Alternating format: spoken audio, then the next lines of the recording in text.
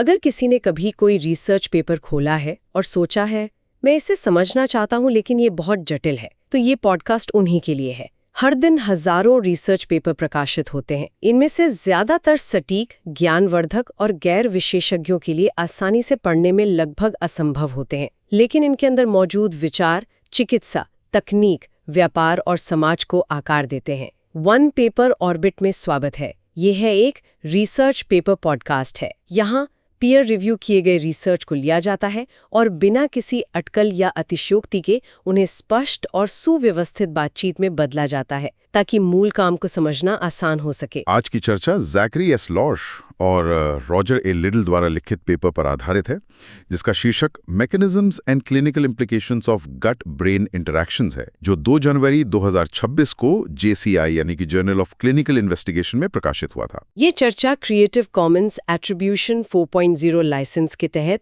प्रकाशित एक पेपर पर आधारित है। मूल लेखकों के पास उनके काम का श्रेय सुरक्षित है। यह पॉडकास्ट शैक्षिक उद्देश्यों के लिए एक अनुकूलित व्याख्या प्रदान करता है, जिसकी पूरी साइटेशन और लाइसेंस की जानकारी विवरण यानी डिस्क्रिप्शन में दी गई है। तो चलिए आज के इस बेहद दिलचस्प विषय पर बात शुरू करते हैं। बिल्कुल। मुझे लगता है शुरुआत एक बहुत ही पुरानी बात से करनी चाहिए। लगभग 2000 साल पहले प्राचीन यूनान के एक महान चिकित्सक थे, हिप्पोक्रेट्स। उन्होंने एक बहुत ही गहरी बात कही थी कि सभी बीमारियां आंत से शुरू होती हैं। हाँ, और सदियों तक चिकित्सा जगत ने इसे शायद महज एक दार्शनिक विचार ही माना। सही कहा। मतलब पेट को लंबे समय तक सिर्फ खाना पचाने और कचरा बाहर निकालने वाली एक साधारण सी मशीन के रूप में ही देखा जाता था।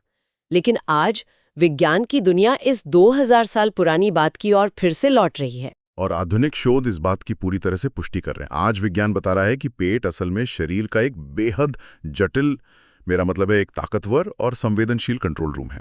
ये सच में हैरान करने वाला है। जो हिस्सा सिर्फ पाचन के लिए जाना जाता था, वो हमारे पूरे अस्तित्व को नियंत्रित कर रहा है। तो आज के इस गहन विश्लेषण का मुख्य लक्ष्य क्या है? इस चर्चा का मिशन इसी जटिल प्रणाली को डिकोड करना है। हम ये समझने की कोशिश करेंगे कि हमारा पेट और दिमाग आपस में संचार कैसे करते हैं। ये कोई साधारण या एक तरफा निर्देश नहीं है।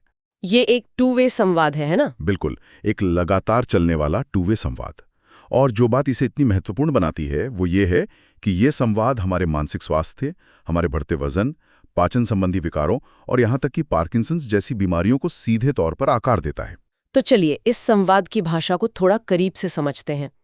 पेपर में आंत और दिमाग के बीच संचार के 4 मुख्य तरीकों का बहुत विस्तार से वर्णन है। शुरुआत हार्मोनल सिग्नलिंग से की गई है। हाँ, और इसमें एक खास तरह की कोशिकाओं का जिक्र बार बार आता है, जिन्हें एंटेरोएंडोक्राइन कोशिकाएं या शॉर्ट में EECs कहते हैं। एंटेरोएंडोक्राइन कोशिकाएं? ये नाम सुनने में काफी भारी लगता है।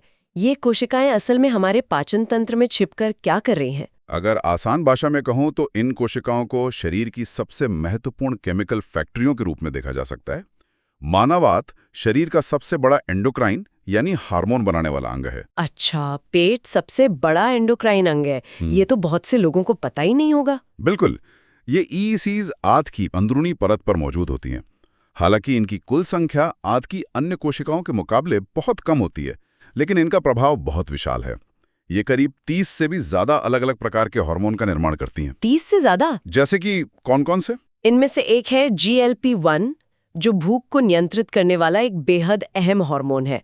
आजकल वजन कम करने वाली जो नई दवाइयां आ रही हैं, वो इसी पर आधारित है। और दूसरा है सेरोटोनिन, जिसे हम फील गुड हार्मोन कहते हैं। हाँ, वही। और यहाँ एक बहुत बड़ा तथ्य सामने आता है। शरीर का लगभग 90% सेरोटोनिन, जिसे खुशी का एहसास कराने वाला रसायन माना जाता है, वो दिमाग में नहीं बल्कि सीधे हमारे पेट में बनता है। अरे वाह, 90% सेरोटोनिन पेट में।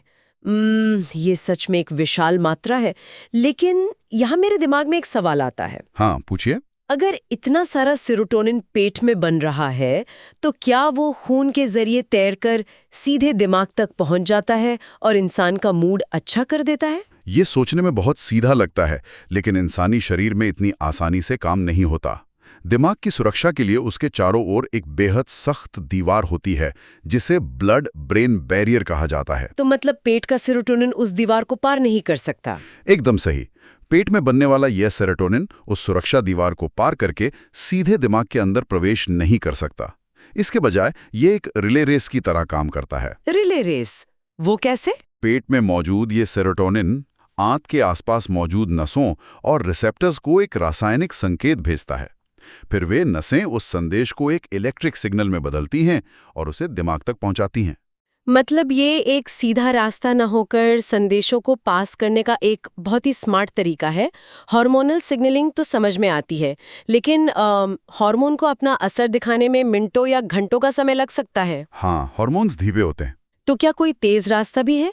क्योंकि पेपर में संचार के एक दूसरे रास्ते का भी खुलासा किया गया है जो बहुत ही तीव्र है। इसमें न्यूरोपॉड कोशिकाओं का जिक्र है। न्यूरोपॉड कोशिकाएं, विज्ञान जगत के लिए इन कोशिकाओं की खोज हाल के वर्षों की सबसे क्रांतिकारी घटनाओं में से एक रही है। ये पेट के अंदर मौजूद ऐसी विशेष कोशिकाएं हैं जो सीधे वेगस नर्व से जुड़ी होती हैं। वेगस नर्व, जिसे हम पेट और दिमाग के बीच का एक मुख्य हाईवे कह सकते हैं। न्यूरोपॉड कनेक्शन पलक झपकते ही काम करता है। पलक झपकते ही मतलब कितनी तेजी से? मिली सेकेंड्स में।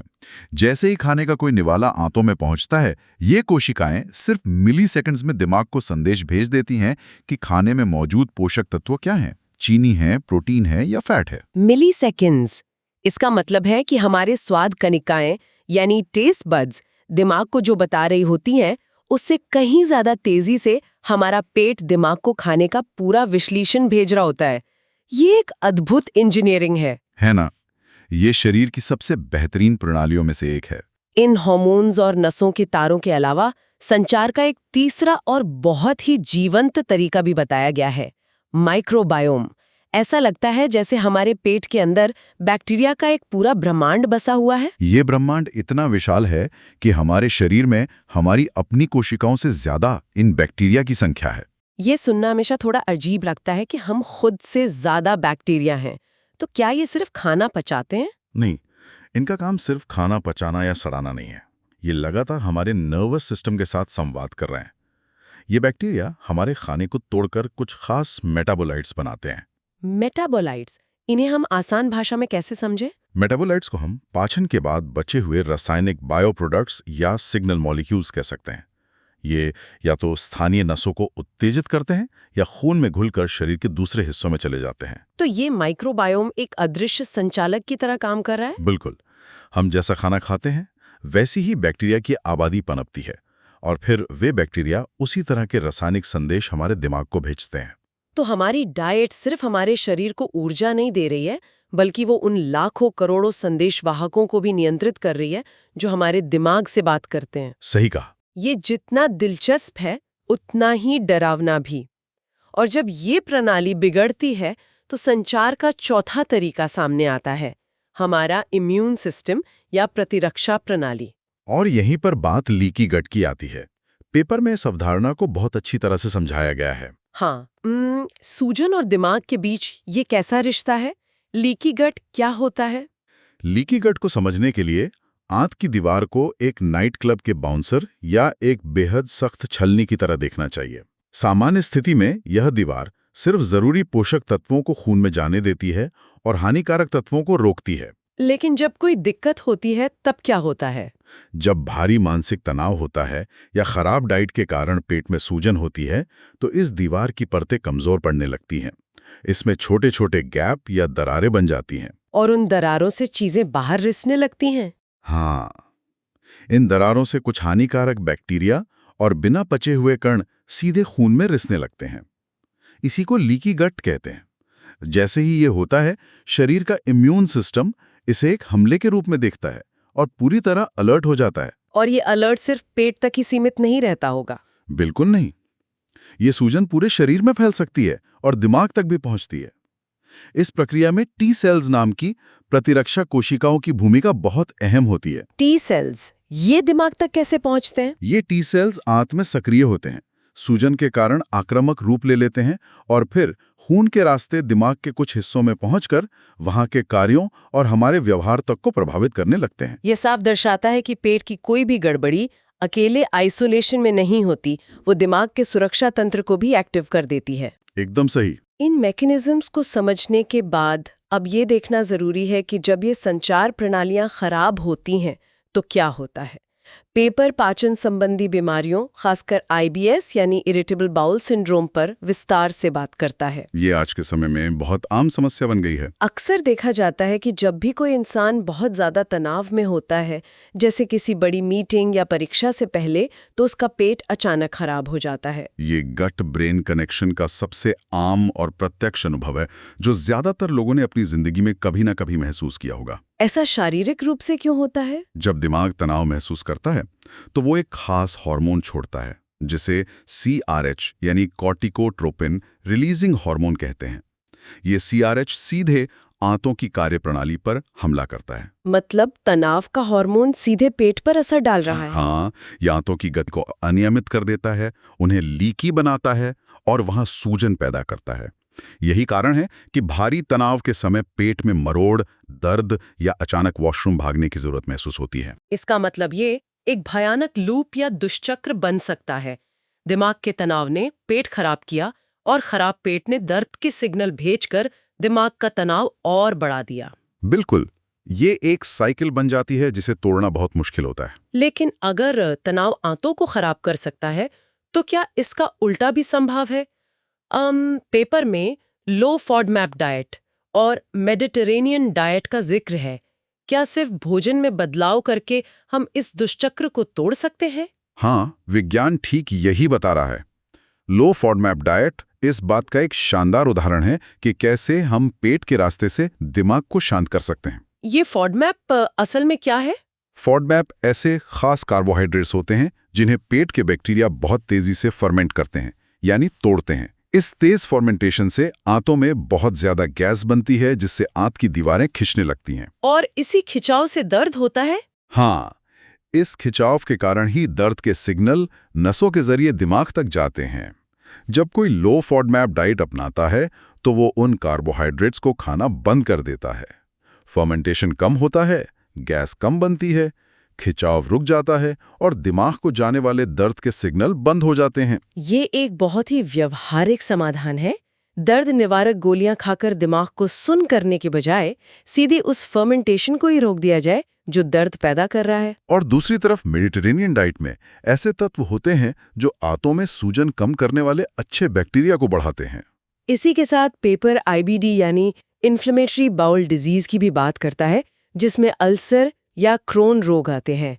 IBS और IBD में तनाव की भूमिका कैसे अलग है? ये अंतर समझना बहुत जरूरी है। IBD एक ऑटो इम्यून बीमारी है जो IBS के मुकाबले बहुत ज्यादा गंभीर होती है। इसमें आंतों में छाले या घाव हो जाते हैं। मानसिक तनाव सीधे तौर पर IBD पैदा नहीं करता, वो अल्सर की शुरुआत नहीं करता। तो फिर तनाव इसमें क्या करता है? अगर किसी मरीज को पहले से ही IBD है तो तनाव इस बीमारी के लिए एक भयानक ईंधन का काम करता है। भारी तनाव के कारण शरीर में TNF अल्फा नाम का एक रसायन बहुत अधिक मात्रा में निकलने लगता है। TNF alpha? ये क्या करता है? ये एक ऐसा खतरनाक रसायन है जो शरीर में भारी सूजन भड़काता है। तो तनाव बीमारी को शुरू भले ही ना करे, लेकिन दिमाग से आने वाले ये सिग्नल आंतों की सूजन और घावों को कई गुना बढ़ा देते हैं, जिससे मरीज की हालत गंभीर हो जाती है। ये सब सुनकर ये स्पष्ट हो जाता है कि शारीरिक और मानसिक स्वास्थ्य को अलग अलग खानों में नहीं रखा जा सकता। बिल्कुल नहीं, ये एक दूसरे से पूरी तरह गुथे हुए हैं। लेकिन जो बात इस रिसर्च पेपर में मुझे सबसे ज्यादा चौंकाने वाली लगी, वो न्यूरोलॉजिकल बीमारियों का हिस्सा था, विशेष रूप से पार्किंसंस रोग। ये इस पेपर का सबसे क्रांतिकारी हिस्सा है। पारंपरिक रूप से तो यही माना जाता रहा है कि पार्किंसंस दिमाग की बीमारी है, जहां दिमाग के सेल्स काम करना बंद कर देते हैं। लेकिन ये पेपर तो एक बिल्कुल अलग ही कहानी बता रहा है। पार्किंसंस को लेकर इस पेपर में जो ब्राक हाइपोथेसिस समझाई गई है, वो चिकित्सा विज्ञान में सोचने का नजरिया पूरी तरह बदल देने वाली बात है। ये हाइपोथेसिस क्या कहती है? इसके अनुसार पार्किंसंस रोग की शुरुआत दिमाग में होती ही नहीं है, इसकी असली शुरुआत हमारे पेट में होती है। इस बीमारी का मुख्य कारण अल्फा सिन्यूक्लिन नाम के एक प्रोटीन का गलत तरीके से मुड़ना और इकट्ठा होना है। और ये प्रोटीन पेट में बनता है? हाँ, नए शोध ये दिखाते हैं कि ये खराब प्रोटीन सबसे पहले आंतों की दीवारों में बनता है। इसके बाद ये वेगस नर्व को एक सीधे हाईवे की तरह इस्तेमाल करता है और धीरे धीरे सफ़र करके ऊपर दिमाग तक पहुंचता है, जहां ये तबाही मचाता है। ये सुनकर किसी का भी दिमाग चकरा सकता है। मतलब जो बीमारी इंसान को शारीरिक रूप से अपाहिज कर देती है, वो असल में सालों पहले पेट के किसी कोने में शुरू हुई थी और नसों के रास्ते दिमाग तक रेंगती हुई पहुंची। बिल्कुल, ये एक धीमा और अदृश्य हमला है। क्या इस हाइपोथेसिस को साबित करने के लिए कोई ठोस सबूत भी मिले हैं? इसके ऐतिहासिक सबूत बहुत ही रोचक हैं। दशकों पहले जब पेट के गंभीर अल्सर के इलाज के लिए अच्छी दवाइयां मौजूद नहीं थीं, तो डॉक्टर अल्सर का एसिड कम करने के लिए मरीजों की वेगस नर्व को ही सर्जरी करके काट देते थे। नर्व को ही काट देते थे? हाँ, इस सर्जरी को वेगोटॉमी कहा जाता था। हाल ही में जब शोधकर्ताओं ने उन पुराने मरीजों के मेडिकल रिकॉर्ड खंगाले, तो एक हैरान करने वाला पैटर्न सामने आया। क्या पैटर्न था वो? जिन मरीजों की वेगस नर्व पूरी तरह से काट दी गई थी, उनमें जीवन में आगे चल के पार्किंसंस रोग होने का जोखिम न के बराबर था। इसकी वजह बहुत साफ थी। वेगस नर्व कट जाने से उस हाईवे का रास्ता टूट गया था और पेट में बनने वाले उस खराब अल्फा सिन्यूक्लिन प्रोटीन को दिमाग तक पहुंचने का जरिया ही नहीं मिला। बिल्कुल सही। नर्व काटी, रास्ता बंद किया और बीमारी का दिमाग तक पहुंचना ही बंद हो गया। ये शरीर के आंतरिक प्रणालियों का एक अविश्वसनीय उदाहरण है। हम इसी तर्ज पे पेपर में मल्टीपल स्क्लेरोसिस या एमएस का भी जिक्र है। क्या इस न्यूरोलॉजिकल बीमारी की जड़ें भी आंतों में ही मिल रही हैं? मल्टीपल स्क्लेरोसिस के मामले में भी सारा खेल उन्हीं टी सेल्स का है जिनकी हमने पहले बात की थी। एमएस में ये प्रतिरक्षा कोशिकाएं गलती से दिमाग और रीढ़ की हड्डी पर हमला करने लगती हैं। तो क्या ये टी सेल्स भी पेट से आ रहे हैं? शोध से पता चलता है कि ये टी सेल्स अचानक ही दिमाग पर हमला नहीं करते। ये अक्सर सबसे पहले आंत के वातावरण में आते हैं। अगर आंत में सूजन है या माइक्रोबायोम का संतुलन बिगड़ा हुआ है, तो ये टी सेल्स वहां रहकर एक आक्रामक रूप अपना लेते हैं। मतलब वे आंत में ट्रेनिंग ले रहे हैं? बिल्कुल ऐसा ही है। आंत से हमले की ये ट्रेनिंग लेने के बाद ये खून के रास्ते सफर करके दिमाग तक जाते हैं और वहां बीमारी फैलाते हैं। ये तो किसी खुफिया मिलिट्री ऑपरेशन जैसा लगता है, जहां सैनिक ट्रेनिंग कहीं और ले रहे हैं और हमला कहीं और कर रहे हैं। ये एनालॉजी बहुत सटीक है। हैरान करती है। पेपर में डिप्रेशन और सिजोफ्रेनिया को लेकर आंतों की भूमिका खोजी गई है। हाँ, और इसमें एक बहुत ही विशेष प्रयोग का वर्णन है जिसे सुनकर शायद लोगों को यकीन ना हो। वो माइक्रोबायोम ट्रांसप्लांट वाला प्रयोग है ना, जहाँ शोधकर्ताओं ने डिप्रेशन से पीड़ित इंसानों का माइक्रोबायोम लिया और उसे बिल्कुल स्वस्थ चूहों के पेट में ट्रांसप्लांट कर दिया। बिल्कुल, और इसके नतीजे तो किसी साइंस फिक्शन जैसे लगते हैं। वह प्रयोग मानसिक स्वास्थ्य को देखने का हमारा पूरा नजरिया बदल देता है। चूहों के साथ क्या हुआ? जब उन स्वस्थ चूहों में डिप्रेशन वाले इंसान का माइक्रोबायोम डाला गया, तो कुछ ही समय में उन चूहों ने भी डिप्रेशन वाले लक्षण दिखाने शुरू कर दिए। वे सुस्त हो गए और उन्होंने अपनी पसंदीदा गतिविधियों में रुचि लेना बंद कर दिया। ये सच में अकल्पनीय है। एक इंसान का डिप्रेशन बैक्टीरिया के जरिए चूहों में ट्रांसफर हो गया। ये प्रयोग एक बहुत बड़ी बात साबित करता है कि पेट के बैक्टीरिया सिर्फ हमारे मूड को देखकर प्रतिक्रिया नहीं दे रहे हैं, वे सक्रिय रूप से हमारे मूड का निर्माण कर रहे हैं। डिप्रेशन जैसी बीमारियों में खराब माइक्रोबायोम सिर्फ एक साइड इफेक्ट नहीं है, बल्कि वो खुद उस बीमारी को पैदा करने वाला एक मुख्य कारण हो सकता है। चलिए, अब एक ऐसे विषय की ओर मुड़ते हैं जो आज के दौर में एक महामारी बन चुका है, मोटापा। ये आज के समय की सबसे बड़ी स्वास्थ्य समस्याओं में से एक है। पेपर बहुत गहराई से बताता है कि हमारी खाने की आदतें, विशेष रूप से जंक फूड या वेस्टर्न डाइट, हमारे वेगस नर्व और दिमाग के रिवॉर्ड पाथवे को कैसे प्रभावित करती हैं। इसे समझने के लिए हमें उस फाइबर ऑप्टिक केबल यानी वेगस नर्व के काम करने के तरीके को फिर से देखना होगा। प्राकृतिक रूप से मानव शरीर की वेगस नर्व को इस तरह से डिजाइन किया गया है कि वो चीनी को पहचानने के लिए एक अलग चैनल का इस्तेमाल करती है और फैट को पहचानने के लिए दूसरे चैनल का। दोनों के लिए अलग अलग रास्ते। हाँ, कुदरत में ऐसे खाद्य पदार्थ बहुत कम हैं जिनमें फैट और चीनी दोनों एक साथ भारी मात्रा में हों। लेकिन आज की वेस्टर्न डाइट जैसे डोनट्स, पिज्जा या बर्गर इन दोनों को एक साथ मिला देती है। और जब ये फैट और चीनी का मिश्रण पेट में पहुंचता है, तब वेगस नर्व क्या करती है? तब वेगस नर्व के दोनों चैनल एक साथ उत्तेजित हो जाते हैं। इसका परिणाम ये होता है कि दिमाग के इनाम तंत्र में डोपामाइन का एक बहुत ही विशाल और अप्राकृतिक विस्फोट होता है। डोपामिन। और ये डोपामिन ही वो रसायन है जो हमें किसी चीज की लत लगाता है और हमें बार बार वही काम करने पर मजबूर करता है। सही कहा। इस फैट चीनी के मिश्रण से मिलने वाला डोपामाइन स्पाइक इतना जोरदार होता है कि वो हमारे पेट के सामान्य सिग्नल्स को दबा देता है। मतलब पेट कह रहा है कि बस करो, लेकिन दिमाग सुन नहीं रहा। बिल्कुल। भले ही इंसान का पेट पूरी तरह से भरा हुआ हो, लेकिन उसका गट ब्रेन कनेक्शन उसे लगातार उकसाता रहता है कि ये ऊर्जा का खजाना है, इसे और खाओ। यहीं पर इंसान की अपनी इच्छा शक्ति काम करना बंद कर देती है। हाँ, और मोटापे की समस्या नियंत्रण से बाहर हो जाती है, क्योंकि ये अब सिर्फ भूख का मामला नहीं रह जाता, बल्कि एक रासायनिक लत बन जाती है। और यही वो जगह है जहां आधुनिक फार्माकोलॉजी और नई दवाइयां एक बड़ी भूमिका निभा रही हैं। सेमीग्लूटाइड जैसी GLP-1 रिसेप्टर आधारित दवाइयों ने तो आजकल वजन घटाने की दुनिया में तहलका मचा रखा है। ये एक बहुत बड़ी मेडिकल उपलब्धि है। इस गट ब्रेन सिस्टम में ये दवाइयां इतनी सटीक तरह से काम कैसे करती हैं? ये नई दवाइयां उसी प्राकृतिक GLP-1 हार्मोन की नकल करती हैं, जो हमारे पेट की एंटेरोएंडोक्राइन कोशिकाएं बनाती हैं। इनकी सफलता का सबसे बड़ा कारण ये है कि ये एक साथ 2 मोर्चों पर काम करती हैं। 2 मोर्चों पर कैसे? शारीरिक स्तर पर ये पेट के खाली होने की गति को बहुत धीमा कर देती हैं, जिससे पेट सच में लंबे समय तक भरा हुआ रहता है। और दूसरी तरफ ये दवाइयां खून के जरिए दिमाग के उन हिस्सों तक पहुंचती हैं जो भूख को नियंत्रित करते हैं, और वहां जाकर भी तृप्ति का सिग्नल देती हैं। यानी पेट शारीरिक रूप से कह रहा है मैं भरा हुआ हूं, और दिमाग न्यूरोलॉजिकल रूप से कह रहा है हाँ, मुझे अब और खाने की कोई इच्छा नहीं है। बिल्कुल, ये एक दो तरफा हमला है मोटापे पर। ये सच में पूरी गट ब्रेन प्रणाली को हैक करने जैसा है। और सिर्फ मोटापे के लिए ही नहीं, बल्कि IBS के दर्द के लिए भी इसी तरह के रास्ते का इस्तेमाल हो रहा है। पेपर में लिनाक्लोटाइड जैसी दवा का भी जिक्र है। लिनाक्लोटाइड एक बेहतरीन उदाहरण है कि कैसे हम दिमाग तक पहुंचने वाले सिग्नल्स को उनके स्रोत पर ही रोक सकते हैं। पारंपरिक दर्द निवारक दवाइयां दिमाग को सुन करने का काम करती हैं ताकि दर्द महसूस न हो। तो लिनाक्लोटाइड क्या अलग करती है? ये दवा सीधे पेट में मौजूद उन न्यूरोपॉड कोशिकाओं को शांत करती है जो दर्द का सिग्नल भेज रही हैं। जब सिग्नल पेट से पैदा ही नहीं होगा तो वो दिमाग तक पहुंचेगा ही नहीं। ये इलाज का एक बहुत ही सटीक और सुरक्षित तरीका है। आज की इस पूरी चर्चा ने ये साबित कर दिया है कि हिपोक्रेट्स ने 2000 साल पहले जो कहा था वो बिल्कुल सच था। शरीर की लगभग हर बड़ी कार्यप्रणाली और बीमारी का सीधा कनेक्शन हमारे पेट से जुड़ रहा है। इस पूरे विज्ञान को समझने के बाद एक बहुत ही गहरी और अलग दिशा में सोचने की जरूरत महसूस होती है। वो क्या?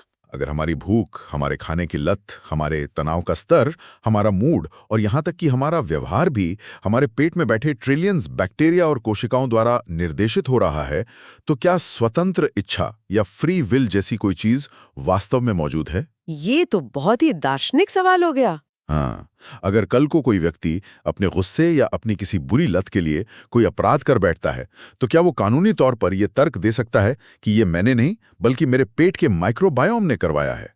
क्या हमारे फैसले पूरी तरह से हमारे अपने हैं, या हम केवल रसायनों और बैक्टीरिया के आदेशों का पालन करने वाली मशीनें हैं? ये एक ऐसा विचार है जो हमारी न्याय प्रणाली और एक इंसान के रूप में हमारी पहचान की पूरी नींव को ही हिला सकता है। क्या हम सच में अपने शरीर के मालिक हैं या फिर सिर्फ अपने गट माइक्रोबायोम की कठपुतली?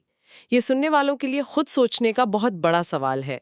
और इसी विचार के साथ हमें आज के इस गहन विश्लेषण को यहीं रोकना होगा।